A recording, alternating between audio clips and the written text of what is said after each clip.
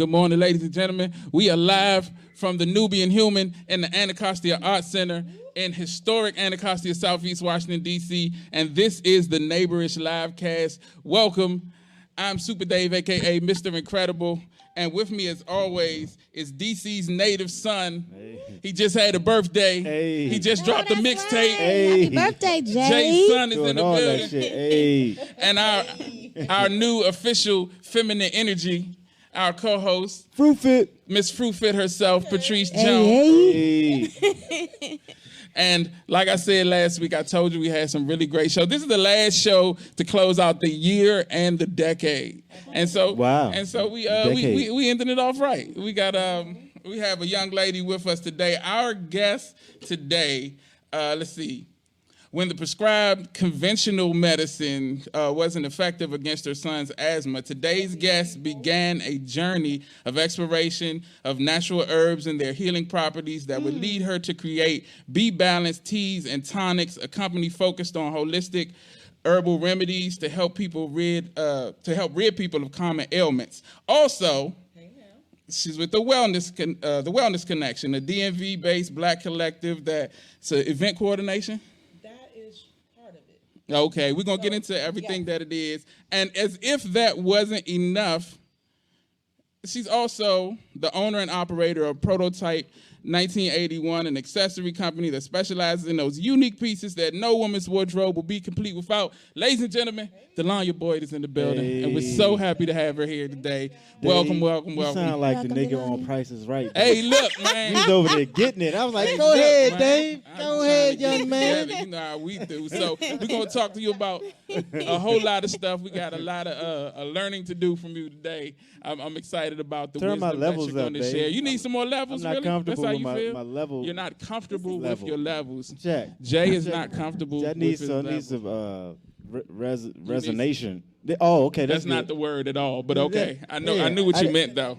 Yeah. I knew what you meant, though. Some gluten in that motherfucker. Need some gluten in my gluten mic. makes everything better. Yeah. All right, I'm good now, No, though. I'm just kidding. Put the gluten in. Thank you.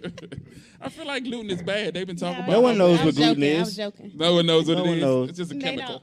No one knows what gluten is. But welcome to I was about to say welcome to Getting Over the Hump. Wow, my brain is somewhere else this morning. But welcome to the NeighborishLiveCast. That was the old show. But anyway, like I said, this is the last show of the decade and of the year. And I wanted to shout out, first of all, both Jason and Delonya had birthdays this past week. Delonya's was yesterday. Happy birthday. You guys are, what's the sign? Capricorn? Yeah. The goats, okay. Yeah. And what's the character? You know what? I always found that, like, I don't really subscribe to where I didn't really subscribe to, like, astrology. But whenever people talk about the characteristics of a Leo, Lord. I'm always like, that's they be that's me. Right. Yeah. I be like, that's me. They got me. But then I'll be like, is it just a bunch of people that had those characteristics so they catch some people? Or do you guys really think it's, how real is astrology, would you guys say? We are the universe, so we're all of the signs. This is very true. It leads to the natal chart. But I will say this, the great banker said that, billionaires have astrologers. So there's a science to it. Definitely, 100%. They know it. They know it. We don't. Hello? Yeah. Get into it, Dave. I'm definitely, no, I did. I started understanding how real it was. Like I said, when I noticed that, like, a lot of things that they said about, Leo's really hit. And then I know some people who are like Geminis and the stuff they say about Geminis, and they do. I don't know if it's 100% not warranted, but we're not gonna get too deep into that. Not 100% not warranted. No. I mean, no. I love the Geminis though. I got a lot of really good Gemini friends who, who really, they use that duality, to make it through life. But then also I know some folks. Anyway, we're not gonna get into that side of it. Got a few things I want to talk about today. First of all, I want to shout out Serena Williams, was named the Associated Press Female Athlete of the Decade, with a myriad of accomplishments this decade that include winning 12 Grand Slam single titles. No other woman has won more than 3 in the past 10 years, and she has 23 titles, which no other person has done. Roger Federer is the only one that's close to her. He's got 20. And she holds the Women's Tennis Association #1 rank for 3.5 years. She's 38 years old and the oldest woman to win a Grand Slam singles trophy. Simone Biles, who was named the 2019 Female of the Year, because Serena's of the decade. Simone Biles is the Woman of the Year, and she was second runner-up, said that, let's see, what did she say? She said that Serena was, she said, once you start winning, some people get cocky, but she's always stayed true to herself and her character, win or lose. And that's why she idolizes her. And that's dope. Congratulations to Serena. She definitely deserves it. It's a wonderful honor, I guess. I don't know too much about, the athlete of the Associated Press's athlete of the decade. Do you know anybody else who, I don't know, won it? Jay, you might know. Didn't LeBron get the mail? Oh, did he? They said they was going to announce the mail today, I think, or yesterday. So maybe I think it's LeBron of the decade. Okay, we'll look it up and find out. But shout out to her for winning that. I know you know a lot, Jay, about Kwanzaa. Not enough. We're right in the middle of it. I don't know what day it is. I'm not gonna put you on the spot. What's today? You online? Today is the 30th, so it's Nia. Nia Purpose. Yeah. And so we already had the 26th was Umoja, which is unity. Hey. The 27th was Kujajakalia, which is a funny word to say. No, it's self-determination. The 28th is Umima. Is that right? Am I saying it right? Nope. I'm not. I don't know what it is, but I know what it ain't, nigga. Collective work and responsibility. Yeah, there you go. The 29th is Ujama, which is there you go. Which is cooperative economics. Yeah. And of course today, like I said, is Nia, which is purpose. Absolutely. Tomorrow is Kumba. Is that Kaumba. Kaumba. I knew it was creativity. 2 U's there for creative. All right, see, I knew you knew something about it. Hey. Jay, and the first is Imani, which is faith. Yeah. Mm-hmm. So Kwanzaa was created in 1966 by, and I'm going to destroy this name, Malana Karenga. Okay, thank you. Yeah. It's the only specifically African-American holiday. It was created to give Black people an alternative to the existing holidays, something more centered around our history and culture, and not just imitating the practices of dominant society. Kwanzaa celebrates the 7 principles of African heritage over 7 days leading up to the new year. And I feel good about this, Dave. Good job. You like the work I be doing? Yeah, man, I like your notes today. I put the That's what I'm talking about, nigga. Yeah, man, I try to. I made Jay happy. Day today. I do what I can. Yeah. I don't want to put you on the spot. Did you have a FruFit Fitness tip? We're gonna start next week. A fitness tip. Yeah. Fitness tip. Oh, yeah, I do. We going right into it? Yeah, let's do the FruFit Fitness tip. Do we got music for it? Not yet. I'm working on it. Wait, do I have some time? Can I tell you that? So I only heard a little clip that you put on Instagram of your rap, your song. Oh, Man, when I was it at was rehearsal. about Queens. Oh, I was like, I gotta use your music as my background. So you go ahead and give me a little rap too. Nah, I was just giving you give us some FruFit. Come on, man. Nope. You want to beat? Man, hold on. This disclaimer. It's not gonna work, Dave. Go ahead, No. give me a little rap. It's not gonna work. So for my birthday, one of my gifts was a cannabis infused cookie.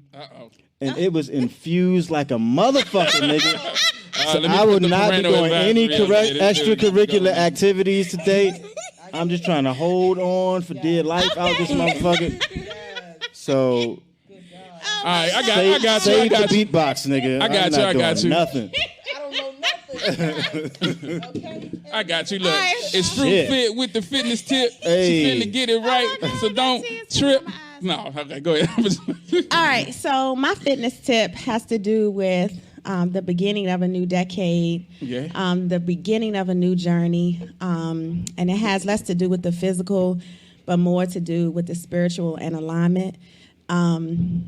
We often reflect on the past when we go into the new year, and it's good to do self-evaluation, but don't reflect so much on your past mistakes, your past experiences, your past moments that you forget that you're going into a moment of newness, of revelation, and you want to be able to experience that, and you can't experience that giving all of your energy to the past. Meaning, you're starting your new fitness journey. So I can't look at what I look like in the beginning of 2019, and you're like, oh, I want to look just like her. Well, that her that started in 2019, January, didn't have the experiences of her in July 2019, and she didn't know that was going to happen. Yeah. So you have to start right at the beginning with what you have right now.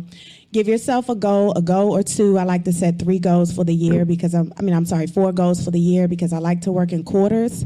But give yourself 3 to 4 goals for the year to focus on, but start in your here and now. So that's my healthy living beyond the gym. FruFit. Music, Dave. Great. It's the FruFit tip of the week.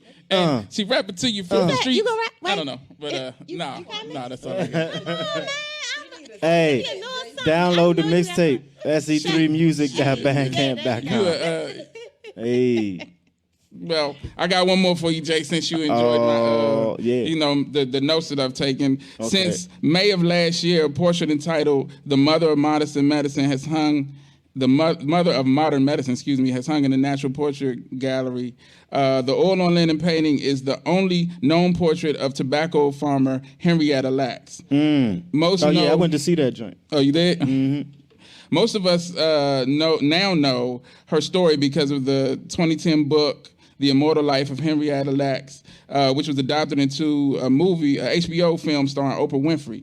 Her story was a tragic one. Lacks died in 1951 at the age of 31 from an aggressive form of cervical cancer. During her treatment, a surgeon cut cells from her cervix. Those cells became the first human cell line to reproduce outside of the body. They came to be known as the HeLa cells. And became responsible for the polio vaccine, gene mapping, and in vitro fertilization, and allowed for advances in cancer treatments, AIDS research, cloning, stem cell studies, and so much more. But for a long time, most of the public didn't even know her contribution to modern medicine. Neither did she, because her cells were harvested without her consent. And I just wanted to talk a little bit about the natural, I guess the innate fear that this type of stuff gives us about doctors, and how, as to a certain extent, it's unfounded. But when you hear stuff like this, you can't help but be a little apprehensive because, stuff like this is still, to a certain extent going on. To a certain extent. Yeah, I mean, there are definitely doctors out there that, take the Hippocratic Oath. Am I saying it right? And they believe in what they do and all of that. But then it's also folks I don't fall for none of that shit. I'm just go ahead, jump out there. I just had this conversation. Well, no, I was actually going. I would love to hear. I'm sorry. Can I? Yeah, go ahead. I would love to hear what you have to say. It's so polite. We rude in here. From like an organic perspective, like I just think you have a botanical approach right now. A botanical approach. Oh. See, I felt it in my spirit. Trinity. All right. So my approach is I don't trust any doctors. My children aren't vaccinated. Their approach to medicine does not fit us as a people anyway. So that's another thing, how they approach medicine as it relates to us. So I don't trust doctors. I don't trust what they do, how they do things. And so like everything that we need to survive, to treat, grows. And that's my story, and I stick to that. Understood. Definitely. I definitely agree with that. Everything that we need was put here for us. So all this extra stuff, the pharmaceutical companies. And Jay made an interesting point last week talking about the music and how the different years, brought about the music pushing different things, and the pharmaceutical companies at this point really trying to become, to make money off of this thing that we started. And so they're really pushing the synthetic drug rap. Mm-hmm. Yeah, that's where we at now. Yeah, and it was like I was going to debate like some of the stuff he was saying, and then I was like, damn, he's right. This dude is. It's hard to debate me, Dave. When you think about pharmaceuticals, because the root word is farm. So, right. That's where it came from originally. Taking it from a plant, synthesizing it, and then giving you something that is basically isolating this one situation, but it's not healing you. Jay, can you make sure her mic is on? I'm sorry, because all this time, see? Don't look at me. This is your mic, not mine. You right there, Jay. Still. It's the, from the, I just got to turn it, because I was turning you up because I thought it was because the mic was down. I got a big mouth. I could hear myself. You good though? Yeah. All right. So yeah, can you guys hear her now? Thank you, Layla, for shouting us out and letting us know. They're like, we can't hear. She's dropping knowledge. So just real quick, what you were saying about the pharmaceuticals, can you go back through that a little bit? Yeah, so what I was saying is the root word of pharmacy is farm. So, essentially they take what grows and then synthesize it and give it to us. And essentially it's trash by them because they've broken it down. The compounds that would normally treat us on a holistic level is now just treating this one thing. And that's the benefit of herbs, is that it doesn't just treat the one thing. It figures out, why your body didn't do it. Exactly. We help build this up, and then we can deal with that. So it's a process, and it's definitely. Yeah, pharmaceutical is, So, and basically you said that's what kind of started your journey, was trying to find something for your son that would work, right? This is absolutely correct. My baby was suffering from asthma, and it was like heartbreaking. And he was on steroids, and his face would blow up. He would miss school. He would get like super jittery. So when I would send him to school, they're like, he can't function like this. Right. So if he had an asthma attack and he had to take these steroids, he had to stay home. So now, physically he's not doing good. He's missing school. That's, another thing. And so I was dating a farmer at the time, and he was like, have you ever thought about healing him naturally? And I was like, no. He was like, well, we need to research some herbs and we need to figure it out, because he was suffering bad. I mean, like bad. And we did some research, and we came up with like a 7 or 9 herbal blend. Alignment. Yes. Wow. Hello. Numbers. And for 7 days, I gave him this tonic, and like by the 7th day, he even looked different. Wow.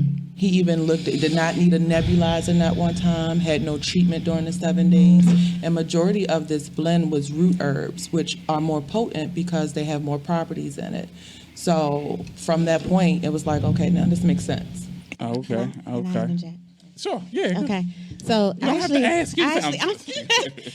just had this conversation the other day. I'm not going to take a whole bunch of time, but I have so many. So I told you guys I've had like 9 blood clots, and I'm supposed to be on blood thinners, they said, for the rest of my life. Wow. And when I found out that warfarin was $1 at Walmart for 20 pills, and it's also rat poisoning, it's used in a lab for rats. Wow. I took myself off of it. It was just a decision that I made for myself. But that was in 2013. And we're in 2019, and I'm just fine. Right. But to Dee's point, one thing that we really should start looking at, and I'm no doctor, but from a fitness perspective, when you hear people having so many different ailments, mostly relative to like inflammation and things like that, we really got to start looking at our blood, especially as a people. Like I always suggest my clients to go to a hematologist and really get a breakdown of your blood, like, and what it looks like, because my blood isn't going to look like her blood, his blood isn't going to look like my blood. There's things we have deficiencies depending on the areas where we lived, free radicals in the environment, etc., and a lot of things that we eat. So I really think that we should start honing in on that, and I'm pretty sure from an herbal perspective that somehow herbs help balance or cleanse our blood. This is very, very true. Be balanced. Hello. We have a blood cleanser, our Safi Damu tonic, and it's specifically for that, to cleanse the blood. We think detox, the first thing we think is gut. Right. Your blood needs to be cleansed as well on a cellular level, so that we're functioning optimally. So yes, blood is definitely important, and I'm just learning about also that you can eat for your blood type. So I'm not, an expert in it, but I've been looking it up. So certain blood types require certain diets. So that's so interesting. Right, I want to be looking more into that. Mm-hmm. Definitely, we're gonna, talk some more about the many businesses that you're at the helm of, wearing multi hats. But I want to talk a little bit about the end of the decade, man. It was a good. The 2010s, I think, were pretty good. I don't want to put you guys on the spot, but you have any moments that stand out from the last 10 years? I know Jay probably don't remember the last 10 minutes because it's herbal. Want some cookies with you? Yeah, right. We all be cookied up. But yeah, I know you've had some pretty big moments at least this year. Who? You. Me? Yeah. Well, who? I'm talking to you, man. Both my children were born in the 2010s. That's awesome. So yeah. Shout out to the prince and princess. Yeah, but it's been a whole bunch of good shit. You got anything that really stand out? The birth of my kids. Okay, you said that one. I'm sorry. Yeah, that's it. That's what stands out. I mean, without having to think too much. Right. You just dropped the mixtape, man. Oh, I did. You know what? Yeah, talk about that. Yeah. I mean, yeah, it was cool, man. Did the release at the last Native Tongue open mic here at the store. How was the show? It was real good. It was pretty epic. I heard y'all had a dope headliner. Who was that? It was me. It was a setup, man. I know it was you. My set was real good. That's good, man. That's good. This is what the fuck I do. But I'm glad. A lot of people came out. You know, it was well attended, and there was a good energy in here. That was the feedback. Like everybody was like the vibration, like the energy is good. Like it's not in vain. We actually build on some real things when we meet here and gather, with art and wine. And wine is always helpful. Yeah, so it was a good look, man. I don't want to rap too much about it. It was fucking great. This is the talk show. You got to rap a little bit. Nah, I mean, I did. I just be messing with you, Jay.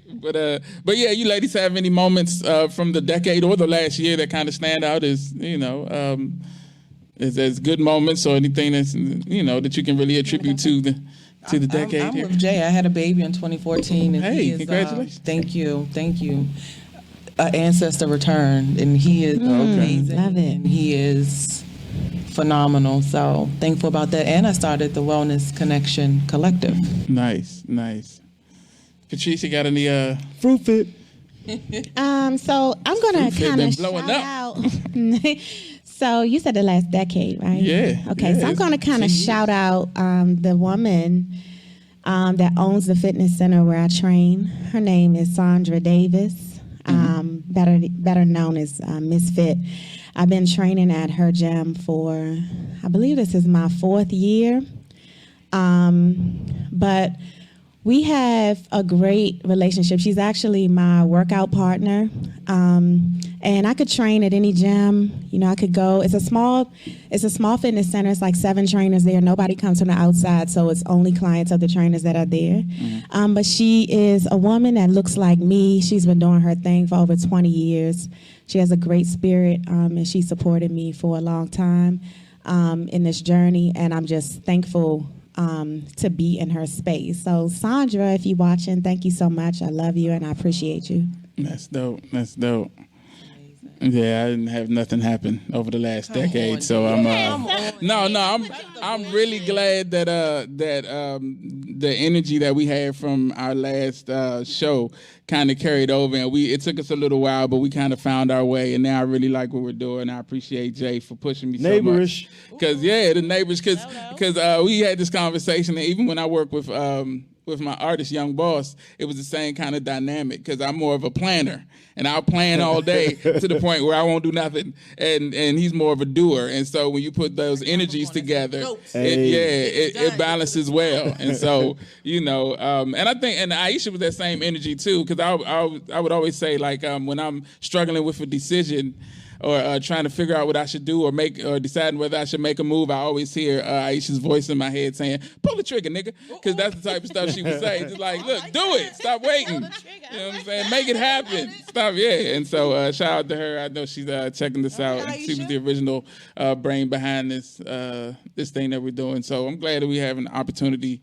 to get our voices out there. And it started in this decade, and it's been a good year for us. So that's what I'm really feeling.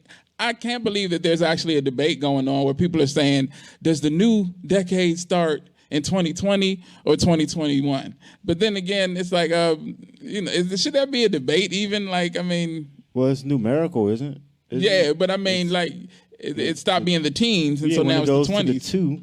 Yeah, 2-0. So that's. I don't know. I don't want to debate anymore. People are saying the number 1 is really what starts it. Thought it was math. Yeah, it seems simple, right? You can't really debate math. Yeah, like numbers. Very specific. Yeah, it's kind of like you go. I don't know, once the 2 hits, that's the next. Right. Yeah. I don't know. Because I don't want to get the people who think otherwise mad. Since when have you been worried about getting nice, people Jay? mad? I'm different now. It's the cookie made him different. Look to the cookie. I'm older now. Is that what it is? Yeah. Do you feel? I wanted to ask you that because people always say you feel at certain ages you start feeling it. Like, do you feel older? This particular year, yes, I do. Like, do you feel? Are you comfortable with sharing your age? Yeah, I'm 45. Yeah, I turned 45. Yeah. Yeah. Okay. That shit feel good as a motherfucker, nigga. And let me put this parental advisory back on. Yeah.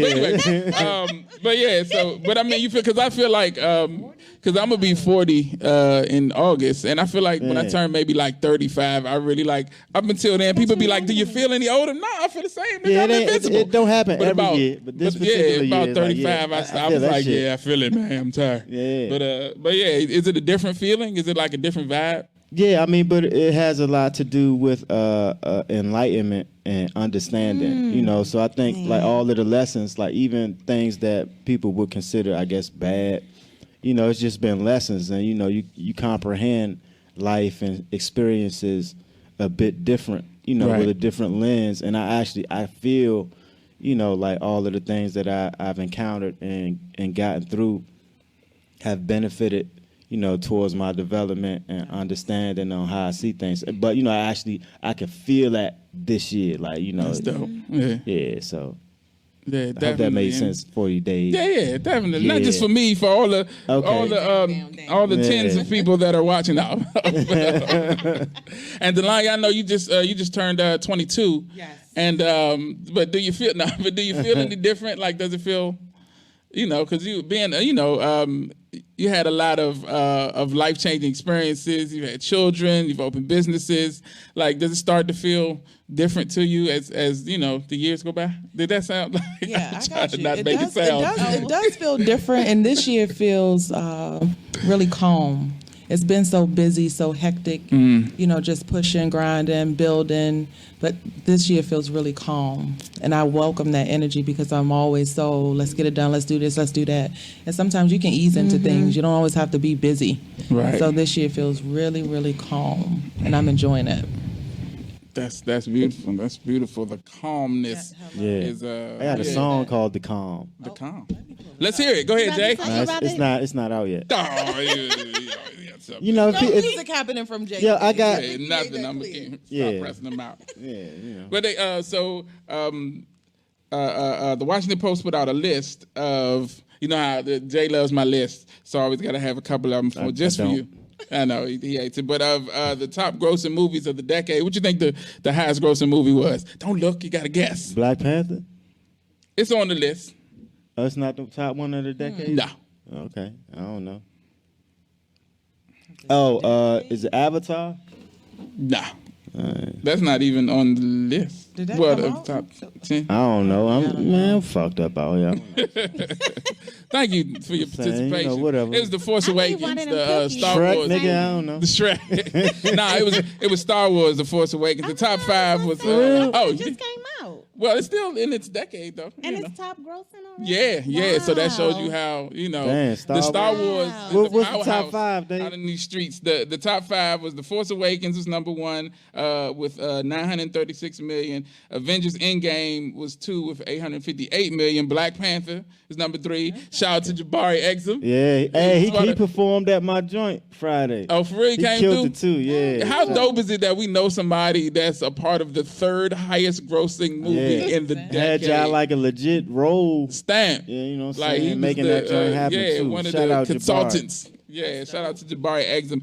Number 4 was Avengers Infinity Wars. 5 was Jurassic World. Marvel. Yeah, Marvel killing them. Jeez. And, I thought that was interesting because, a couple of directors, including notably Martin Scorsese, hated on the Marvel films like heavy. He basically said that they weren't art, that they aren't cinema is the word he used. They're not cinema. They're mass-produced, and they'll never beat the feeling of those independent or more, the movies that focus on the human experience. And so, I mean, there's some truth to it, but also these are the highest grossing movies, and like 4 of them on the list, if you go down the whole list, toward the top too. But so it's like, principally speaking, man, fuck Hollywood. Fuck all the movies. Even the ones we love. Unless we doing them ourselves. Like, I don't fuck them lists. Can we get more of that? And all that, in this man. decade? independent film. Yeah, it's coming. Documentaries. We on the way. That's all I watch is documentaries. I don't really go to movies. We on the way. More of that. Making moves out here in these cinema streets. In these streets. Jay, you got something coming up? What you got? I do, man. I'm working on the film, man. Just I didn't get the budget I was supposed to, but definitely got the connectivity with the people that I want involved on board. So just waiting for that budget to come through, and it's a go. I'm getting close. So Nice. yeah. So we speaking on independent film. So as opposed to just saying fuck Hollywood, I'm adding a tangible resource backing that statement. So if I'm gonna say fuck something, I want to put something in its place so that we do have some cinema and entertainment. So people can say, you know. Yeah. Hey, maybe my shit's dope though. I can't wait to see it. Yeah, so you got to. We'll be there if. Yeah, that's right. Yeah, we'll soon. hold you down. So thank you, Dave. Patrice, you posted I put on there. We were gonna talk about it today. Did you see my comment? So the post was basically was it the child of the couple, right? Was saying that the child that of her the couple dad wrote a blog saying that her dad, even though her parents were divorced for 28 years, her dad still mows her mother's lawn. And I believe there's another family dynamic because the mom was now married or the dad was now married. But bottom line is the dad, even though they were divorced 28 years, he's been mowing the mother's lawn. And so I posted it.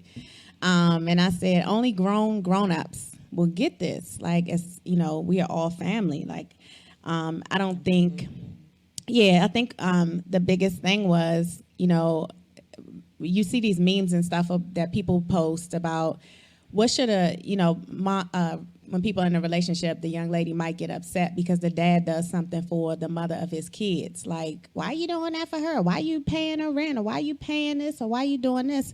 Why can't she do it? That's not your job anymore. It's not the relationship. But the bottom line is it's still a family dynamic. But some people were commenting saying that it had to do with level of maturity. Then one person even said it has to do with how they split and why. And I think that's true though. I kind of feel that just because, and this is me, and that's why I'm glad to have the three of you here with an interesting perspective on that type of situation. Because I don't, this is just me from the outside looking in, but I have seen situations where there's a lot of animosity left between the two people, and so it makes it difficult to to co-parent. So effectively or help each other. And I'm not putting nobody on the spot. Y'all don't have to, talk about anything you don't want to. I can put myself on the spot. So okay, well, that's good. Do that. No. Me and my son's father are no longer together, and he's married now. And we co-parent as if we are still parents, like we're in one household. He, I can't speak to, what he does or doesn't do. I don't want to, put him on blast, but the way we split wasn't amicable at all. Okay. But at the end of the day, like I explained to you guys, I believe in roles. Like, I think we've forgotten the role of the man and the role of the woman and what that looks like. You know where I'm going. I'm not going to go too far. I'm just nah, you good. This is a safe place. Okay, she said go. D said go. Is that good, Jay? Yeah. Jay not even here. He's somewhere else right now. We got to get him an uncooked. Different cookie. You got some teas that can bring it down. I got a brownie pizza. Right now, I want you something. Right back down. So when you honor, and I'm not even going to say respect roles, but when you honor them. So I honor my son's father's role in my son's life. If my son is with me and he wants to do something, even if he's with me, even if it's my weekend, I say, call your dad and get your dad's permission because I honor his role as his dad. But again, we did not split amicably. It was funky. But at the end of the day, it's about the child and what's great for the child. But in addition to that, children feel and feed off of our energy, right? 100%, so if we're on the phone and I'm on the phone with my son's dad or my girlfriend, because, oh God, I hate when people do that. Talk to the girlfriend, girl, he did this, he did that. Or I'm talking to my son's dad and he can feel the energy and we're arguing. You can't just get off the phone and have your child go back to normal. That's not how it works. So we have to be mindful of the energy that we put out there with regards to our children first, and then that will give us, you got to kind of give yourself permission sometimes, because sometimes we get out of alignment. But that gives us permission to then say, you know what?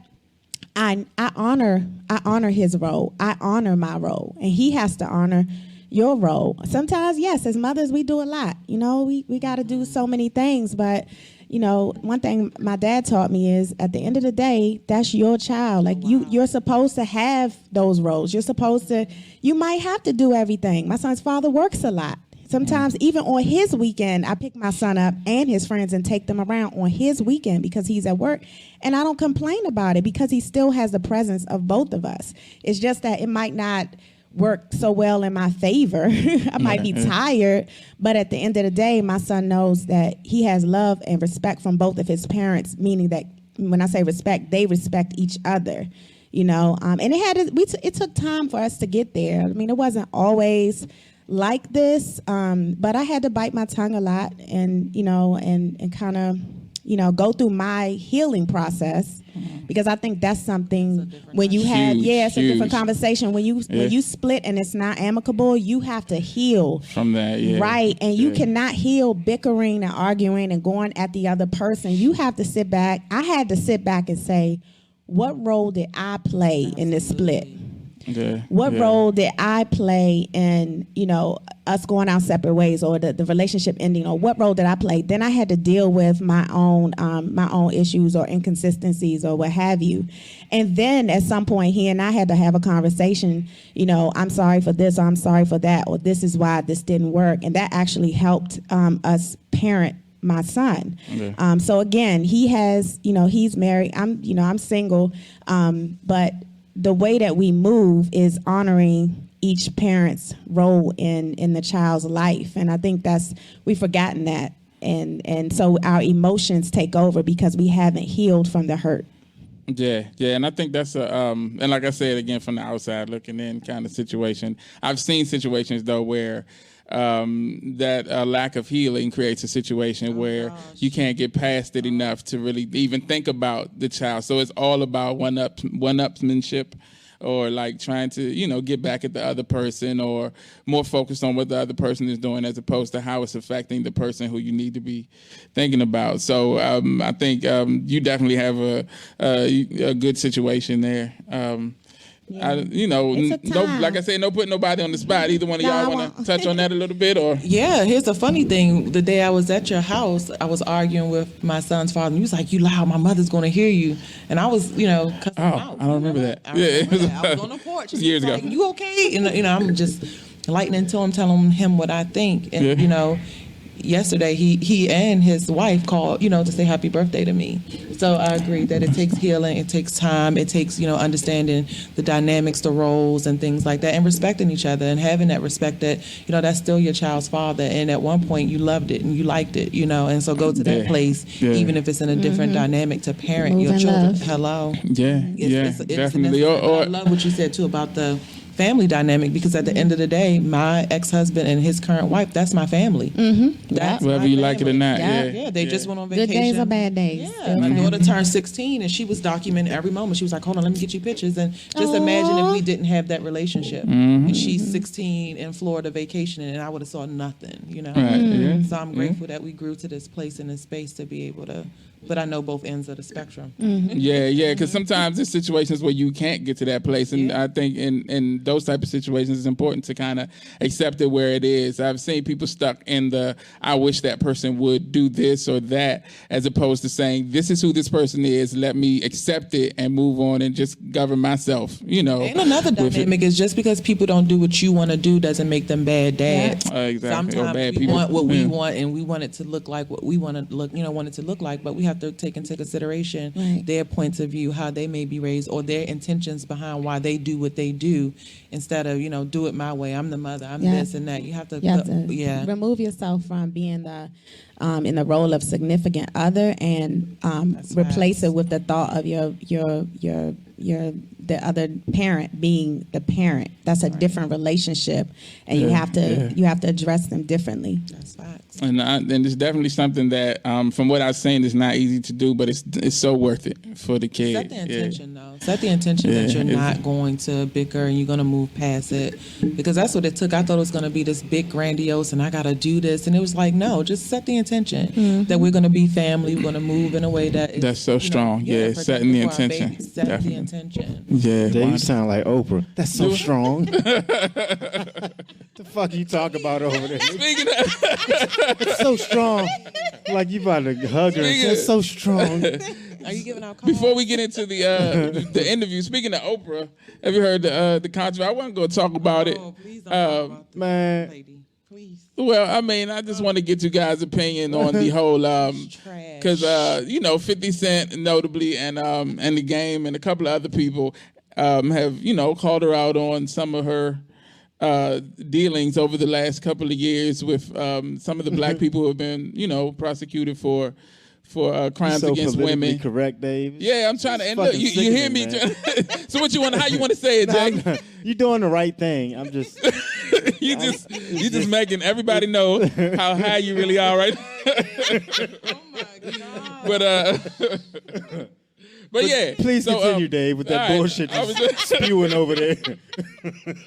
But since you put it like that. But they've called her out on the fact that she's worked on the Michael Jackson documentary, which was shown on her channel, and she's also working on a new documentary featuring the accuser of Russell Simmons. But she was real friendly and buddy. Gail did the bullshit, the R. Kelly joint. This like they. Yeah. I'm sorry, Dave. Yeah, but yeah. So but she's very close with Harvey Weinstein. It's been well documented how. Friends, and she's been pretty quiet on that whole situation about his accusations. Because I'm waiting. This has become the Jay Sun show. Left, I'm like, yo, what the fuck is going on? I don't even exist. Come on, Jay. What? I didn't. Yo, it was a cookie. It wasn't a brownie. Let Dave finish his spiel. Well, no, I'm done. I spilled it. There was no question posed to me. On what? What do you think about Oprah and her being precariously quiet on anything dealing with Harvey Weinstein or any other white folks? We already know, but let's talk about it. What's up? She's been a pawn. She's been an agent, for the advancement of white nationalist causes. Like she's the modern mammy. You know what I'm saying? So it's like she's played her role in positioning. That's why she's got all these billions of dollars because, I guess with her show, she has helped corral, I guess, middle America into a certain indoctrination of their view of this society. And her show's been a platform for that shit. Some individual people may have been inspired by Oprah, but, as far as war strategy is concerned, like her main objective has been in the interest of, the owners or the resource holders in this society, using her platform with middle America and especially women to carry on a certain ideology and mindset that is effective for the nation. There's no... but destructive to us. Yeah, there's no real means of being insightful. Like her story and her platform hasn't been utilized to help our condition. It's been used to kind of like keep people entertained and keep people monetarily tied to the system that that represents the status quo. With our enslavement per se. And I would say, I have seen things that she's done, specifically like the school that she opened in South Africa. All right, so hold on real quick, Dave. Go ahead, yeah. The thing with schools, right? So it's like everybody gets pats on the back for building schools, like Serena and Lil Jon and like LeBron. LeBron, yeah. And it's like, fuck all that, because you're teaching the same exact things. You're teaching the same system. Well, that depends like what's being taught at the school. But yeah, if No, if it's a school under these certain guidelines of the district that they're in, they have to be, or they won't get funded, they won't get built. So as long as they're in alignment of like, we're going to indoctrinate these children this particular way with this. So it's like a new building and you get new books and new computers and shit. But as long as the information is keeping us kind of like mundane and it's not really fostering the idea of like creativity or revolution or liberation. Anything short of that ain't in our interest. So if you could build 100 schools, if they teaching the same shit, you know, Abraham Lincoln, George Washington, you know, like if they teaching the same shit, like what's the hoorah? Like, oh, they built the school. They built the school to teach the same shit that's prohibiting us from getting out of the condition that we're in. So it's like, and it's not to hate on anybody else. Just on Oprah. Nah. Yeah, just on Oprah. This is for you. Yeah. But, and I wouldn't, or I would say the only reason I agree with what you're saying is when Dr. Sebi said he went to her with the information. Yeah, and she was like, nah. No. You can't bring anything that you bring that would change the paradigm to Oprah. She's going to say no. If it doesn't fit in the mold of keeping the American public, because her specific demographic is the American public. She has a global reach, but her job is to keep the American public in a certain place through her platform, and she's done an excellent job. So salute to her. But she's definitely an agent and effectively leading us astray and keeping us complacent so that we won't make any real moves. Because Weinstein's a fucking animal, and like that's her folks. But you're gonna take down Mike. And then R. Kelly, and now you're going for Russell Simmons. It's like, and you around all these people that she's friends with Trump, friends with Weinstein, friends with, these people who openly disrespect women, and they have her support about that. Yeah. So, and that's Jay's fist up moment for the day. Oh, I always get one. Yeah, I always get one in. Yeah, so I need music. Where's my music? Well, I'm gonna get somebody in here to play the bongos. Okay. and snap their fingers. We're gonna get Erykah Badu to do your intro music. Absolutely. Hey, Erykah. But yeah, so I want to take this time to talk to our. I'm up today. I should not come to this show like this anymore. Please. That was a great word. I'm supposed to be censoring myself. I'm just out here. Are we supposed to be censored? I am. I said me. Oh, me. Why? Because it's dangerous out here in these streets. You be out here dropping knowledge and shit. You told me I was going to get myself killed. No, they do, and they follow you, and Sorry, it's a real thing. Yeah. It's a very real thing. But we talked a little bit about the beginning of your journey with the teas and tonics, about how that began, from your own personal journey with your son. And I always talk about how it's really awesome when people find a need, something that needs to be filled or needs to be supplied to the masses, and it comes through personal, reflection.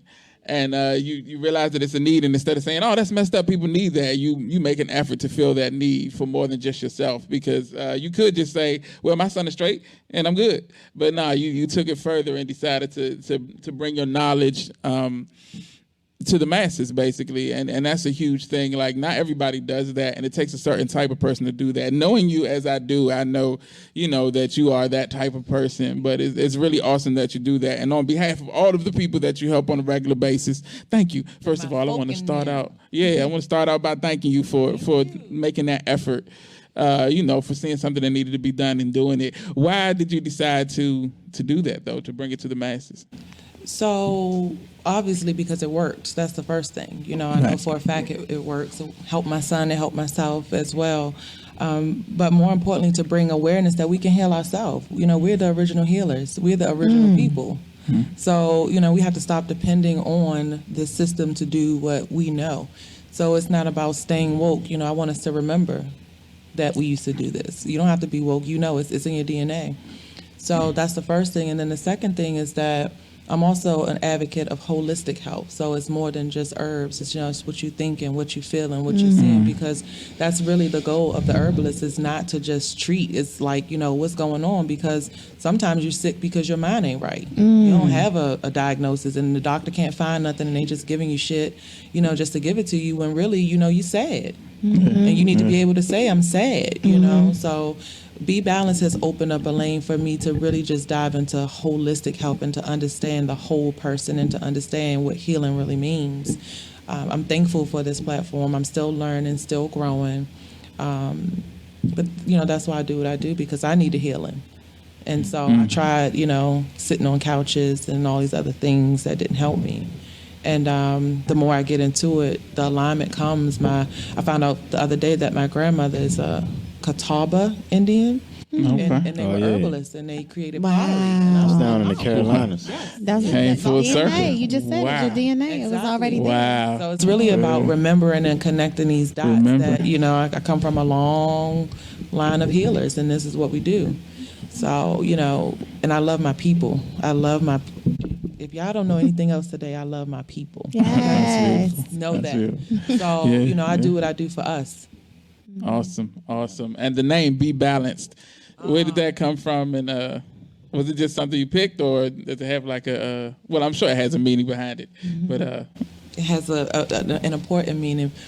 Balance is everything. This earth is staying in its orbit because it's balanced. Right.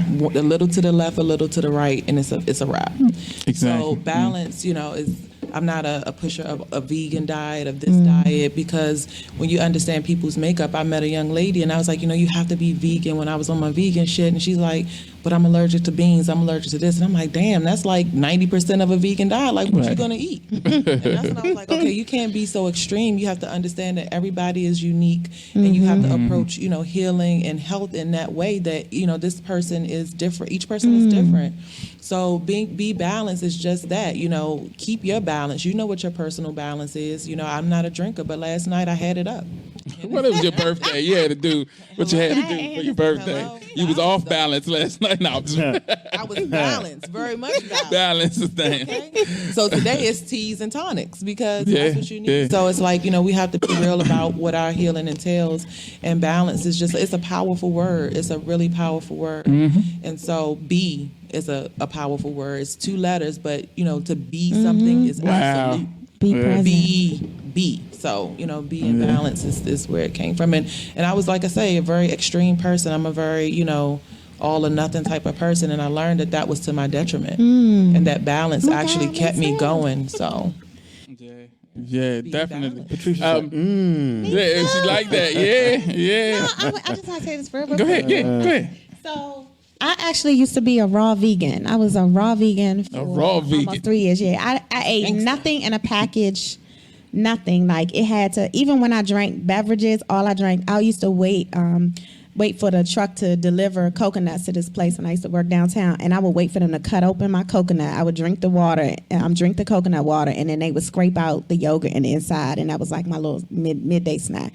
Like, I was a raw vegan. And then, bada bang, bada boom, whole bunch of things happened, and I'm no longer a raw vegan. But here's my thing, to her point, and just as a trainer and seeing how things are we're going into this, all or nothing worldly thing that we're doing. Everybody, somebody told me the other day, there's a big challenge going on. It's a group with like 200,000 people, and everybody should be vegan. Like, January 1st, everyone's going to be vegan. For me, like, somebody replied on a picture of mine the other day, and they said, I thought you were you're plant-based. So for me, like, I don't subscribe to any labels anymore. Yes. I'm what she said. I used to be like an extremist, like, oh my God, did the nuts come from the bag, or did they come out of the casing? Because I don't want the ones out the bag. Now, I'm like, you know what? I'm going to be balanced. Look, be balanced. I'm going to be balanced. I'm going to, I wanted to make a nut joke. I know it, Jay. I had to contain myself. Should have let it. Sometimes you got to let it slide, Jay. Know your audience. Go ahead. I did good. You did. You still threw it out there, though. So my point is, we don't all have, Just because you don't have to be vegan to be healthy. You don't. Right. You don't. No, you don't have to be vegan. You don't have to be raw vegan. We have to be mindful of these labels and what they entail. I mean, if we go as far back as to the beginning of the food pyramid and where it came from, people used to say that was exactly how you're supposed to live, and just like this food pyramid.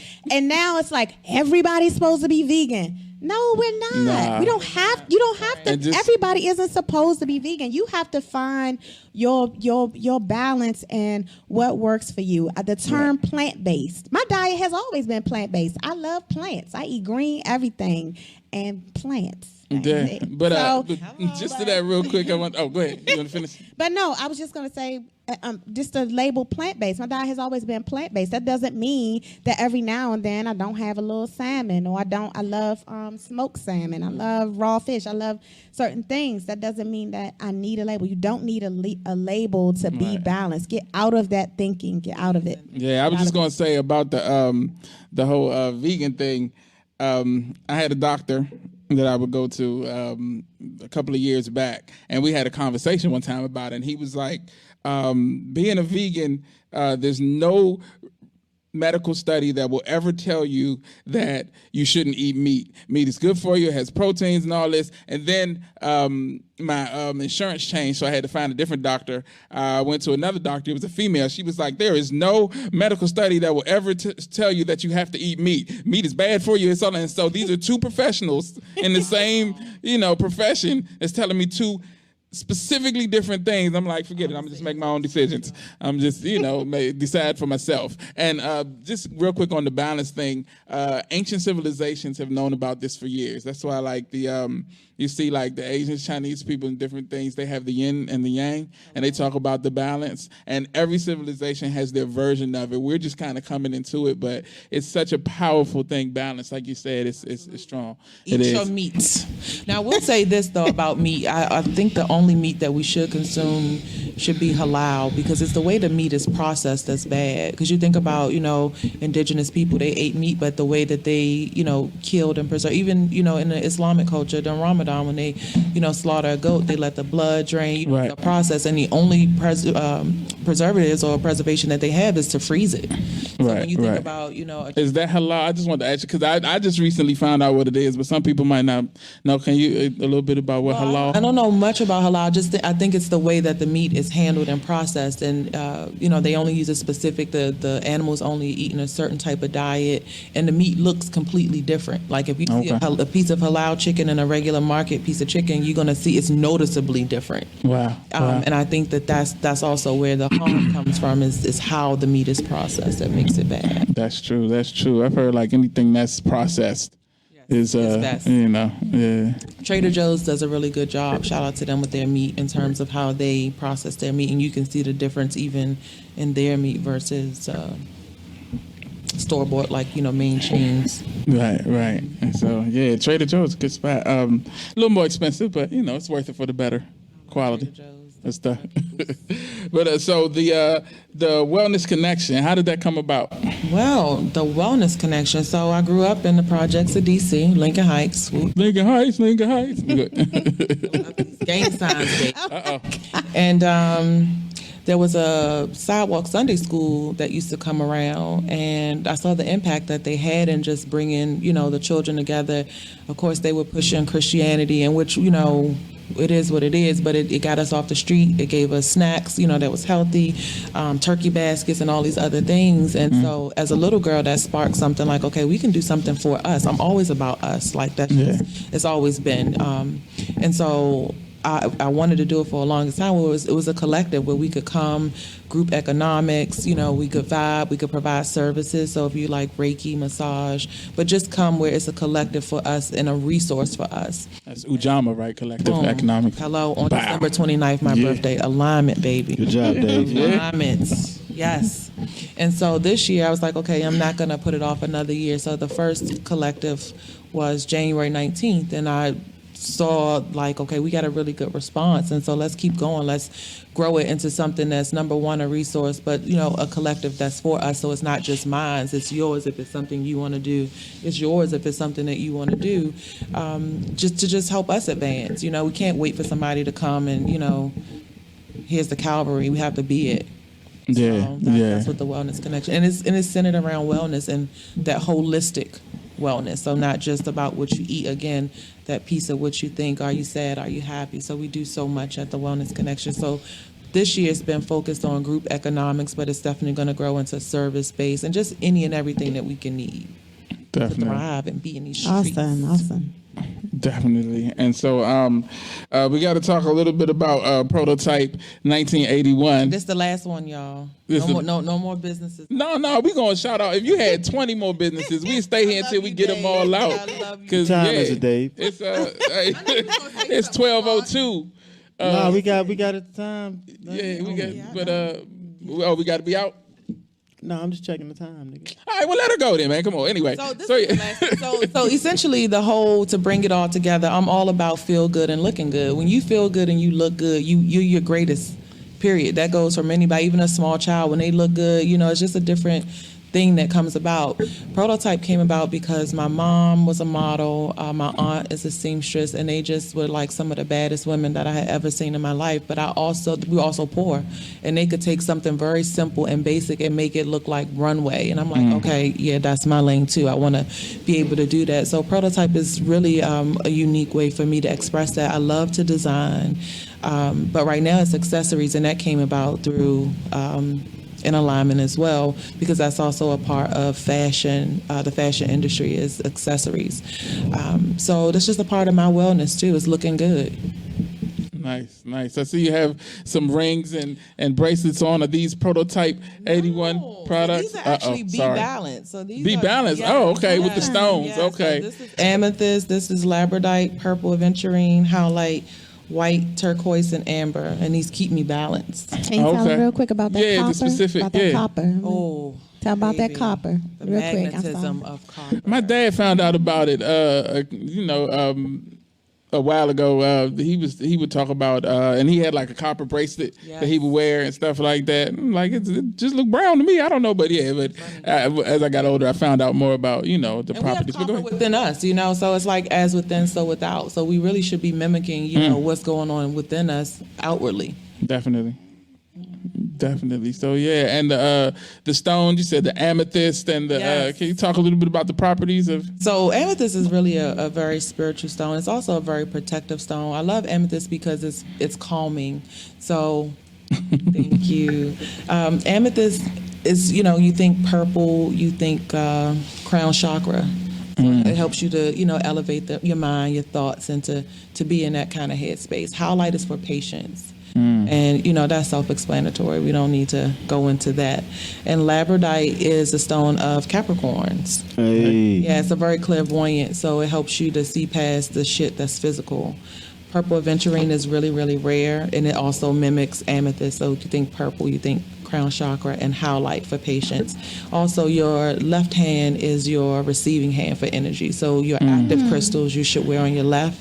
Grounding crystals you should wear on your right. I don't be knowing what. Wow. Yeah. But I love when we have people and we learn stuff from it. Like I had no idea that your left hand was your accepting hand. No, you actually good. I don't know what this is. This clear quartz. Okay, and what's this? Black obsidian. So that should go over there. And this is the black hematite. Obsidian. Yeah, as soon as he put it on, he's gonna be winning immediately. Yep. What about this tiger's eye? Tiger's eye is grounding. So and it's the stone of Capricorn. It's one Okay. of our things. So boom. Dope. So she just got your chakra all the way right just now. It even looks like it goes. You see, you know what I mean? It's just amazing. But that's wow. Hey. And amber is really it's like tree resin, but amber is very earthy and grounding. And the white turquoise is a healer stone. So if you're into healing work, I would suggest you always have some white turquoise. It's really hard to find, but if you can get it. I had some and it sold out, and I haven't been able to get it back. But If I do, I'm gonna let y'all know. I just wanted to tell y'all. Somebody commented. Alex, she commented on a video and she said when you were talking about copper, she said copper. She wore copper on her wrist and it helped her with the aches and pains in her wrist. Right. Definitely, it's definitely. It pulls toxins out. Definitely, yeah. That's what. That's what I found out about it. I thought my dad was crazy, but I'm like, this dude really knew some stuff. No, but inflammation, so that's why it starts to feel better. Definitely, yeah, and he was dealing with arthritis and gout, and so that would help him out a lot. Out of the things that you do, the 3 businesses that you are at the helm of, do you have one that you prefer or like more, or is it all, are they all your babies? Or they all my babies. It's not one that brings me more gratitude or peace than the other. They all work in tandem together. So it's like, you look good, you feel good, and you help others. Awesome. That's life, to me. Definitely. Definitely. And so I got to ask you the question that I always ask everybody. I always enjoy the answer that I get from people because it's an introspective question. Oh, no, don't. Well, I like the question. But so if you had the opportunity to talk to, let's say, 13-year-old Delonya Boyd, if you could get into space, time chip, what do you call it? You know what I mean? You go back in time. Time machine. Time machine. Maybe I had some of the cookie too. Anyway, if you could get in the time machine and go back and have a conversation with young Delonya Boyd, knowing all that you know now, going through everything and having the wisdom that you have now, what would that conversation be like? What would you say to her? Be yourself. Be you. Be that weird quirkiness. For so long, I've hidden under the guise of what it's supposed to look like, and it's been miserable as fuck. Miserable, because I know at the core of who I am. So you're masking all these things because it's not cool. It's not these things. So 13-year-old Delonya, we would sit down and absolutely be your fucking self. The things, whether it makes sense to anybody else, it doesn't have to. If it resonates, it makes your soul alive, it's the right thing to do. Do that. That's what I would tell her. Awesome. Is that something that you say to your kids now? Listen, my children, if they walk through this door, you'd be like, yep, those are babies. They are some of the most quirkiest, far end of the spectrum, but I allow them to be themselves. Cool. And I honor that, they chose me. So it's no dictatorship. I'll tell people I'm not raising them, I'm guiding them. They raised me, to be honest. I'm guiding my baby. So yeah, I am to them what I needed at their age. And that's what, because and so many people aren't that, they lacked it. And so instead of seeing that, like I said, seeing that need and saying, that's messed up, they need that. Oh, well, let me go on about my life. You actually take the time to be like, okay, let me be this. And so you think it would be something that would come natural when it's yours, but a lot of people don't do it. So, it's awesome that you do and that you are that to them. So there are probably a lot of people out there who want to, get on that holistic journey, or maybe thinking about starting businesses, or just being as sheerly awesome as you are. What kind of advice would you give to the young lady who's watching this and says, I want to maybe start a holistic business or start any kind of business and, just jump out there, put myself out there?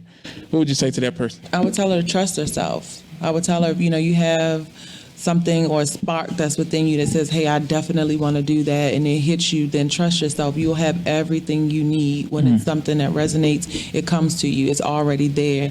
The thought alone says that you have within you what's needed to bring it about. So trust yourself, trust your journey, and learn, and keep learning. Interesting. What's been the most difficult part of your journey so far? Like, getting your businesses going, getting them off the ground and things of that nature. Funding. Yeah. The bag. Getting to the bag. Yeah. Where is it? It's out there. And you have to learn, if the money is not there, and would you do it, whether the money was there. That's when I realized, by any means necessary, this is what's going to happen. Something that has Can I make a really quick suggestion? Sure. Yeah. No. I think, I promise, Jay. She don't have to ask, right? It's just funny that you be, don't ask. You. Don't ask. That's why we're joning on your ass. So to your point about funding, what I found is find people that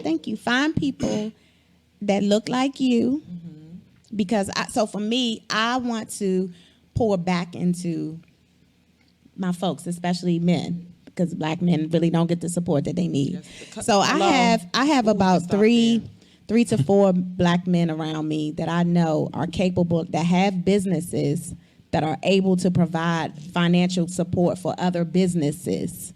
Okay, so you gotta find, just like other people go to, what do they call it, angel investors. Get you some angel investors that look like you. So when you repay whatever it is, whether it's a working capital loan, whatever it is, when you repay, you're putting back into their business where they're employing other people, other young men that look like them, and it becomes a domino effect, and you're creating and building a sense of wealth within your community, but you're surrounding yourself with people that are capable and willing to help you and want to see you grow, because the bank ain't going to do it at all. And I'm not even interested in the bank, to be honest with you. That's why I was like, grind, just do what you got to do, get the money yourself. But I love that idea, and I'm definitely going to implement that. Thank you. Yeah. Y'all definitely had some conversations when we finish up here. So back on, because Jay about to come over here. Well, I ain't even say nothing. I don't even know what's happening. Right, he don't know the look on his face right now. I'm about to do something. He doesn't even have shit. He about to pass out is what he finna do. You do shit though. Yeah, I do. You do. Yeah. When I said I wanted to say something real quick, he did like this to his mic, like, oh shit. She pulled it closer, like I'm finna tell her what she need to know. Nah, but no, I'm just sorry. kidding. No, that's funny. Thank y'all. Appreciate y'all. Yeah, definitely, you know. And the vibe is everything at this neighbor. Listen, I was a little nervous, and I wasn't going to put it out there, but now that we're wrapping it up, y'all, the energy is amazing. Well, thank you. Y'all got it going We try on. You can still say that? You got it going on? You can say it. Hell no. Yeah, don't say that shit. Right. Say what we want to say. Say what you want, got it going on. Y'all got it going on. It's peachy keen. We say whatever we want in here. Nah, but it's a dope vibe, and I love what y'all doing. Oh, thank you so much. We appreciate it. And that's purposeful, like Jay would say if he was here. I don't know where that nigga is today. That's purposeful. That vibe is something that we. I thought. We See, the thing to with the edibles is like you can't cut that shit off. Nope. And you don't know when it's going to. Right, so it's like, yo, I did not expect to be be like this today at all. Because if you hit in the J, you just put that shit out like, yeah, that's enough. I'm feeling it, like, nigga. The edibles like, nope, you coming with me, brother.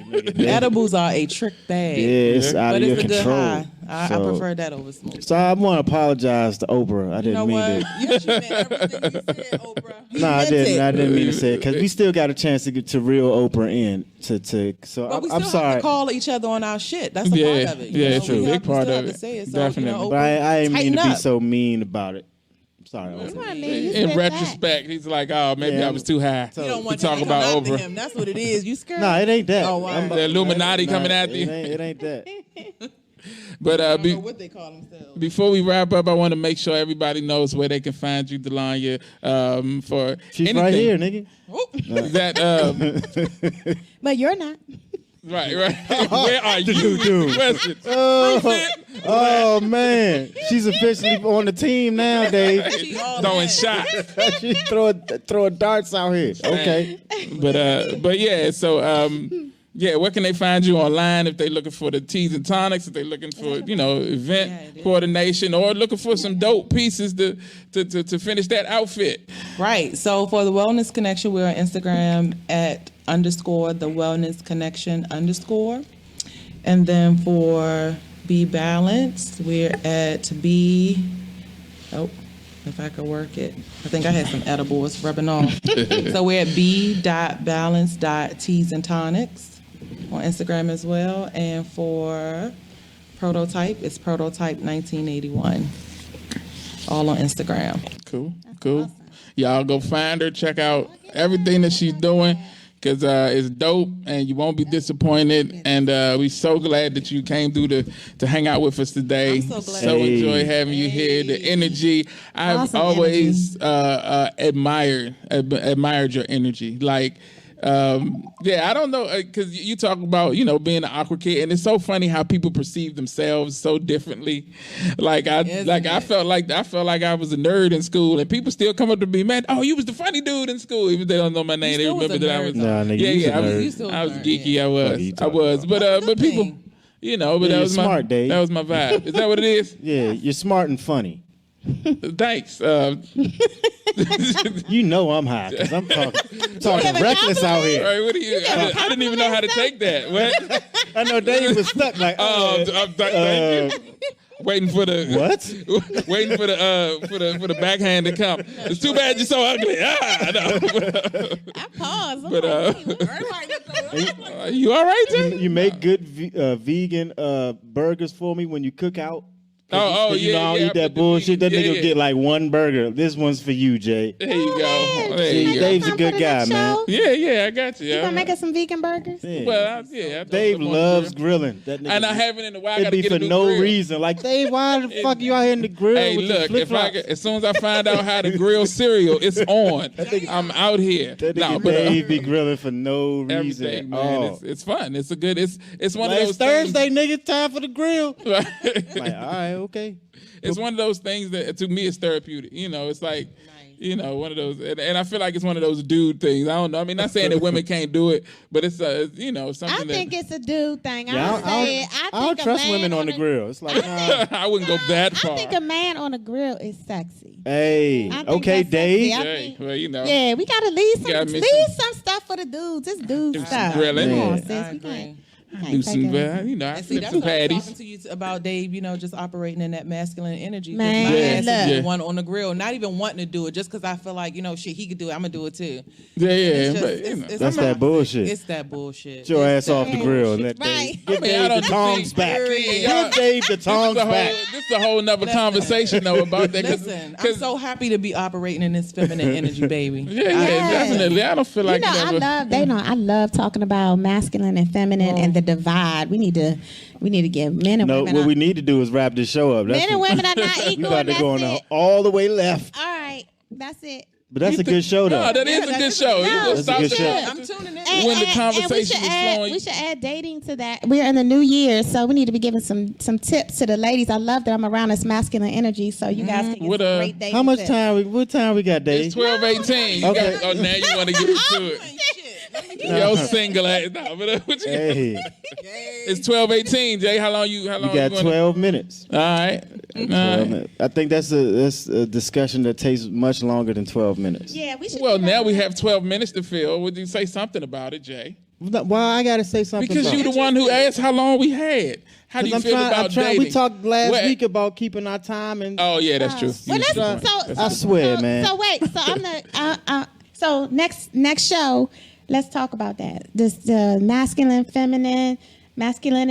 Yeah, I need my brain to work for that show. This ain't the show for that. Dating and roles and that sort of thing. I'm all for that. I actually went to an event the other night. My girlfriend had her house for 2020, and it was 15 women in the same room, and we were talking about relationships, etc. And they ain't getting nowhere. No. It actually went really, really well because when you're in a room with grown-ups and women instead of girls, the conversation is different. Yes, and I don't vibe with girls. I vibe with women. I like that. And it was a great conversation about relationships. But I would love the masculine energy. Feminine energy is great, but I want to hear what you guys have to say. Okay. So next week, I'm gonna throw that out there. All right, I'm done. She came up with our topic for next week. Well, there you have it. Yeah, she's on point.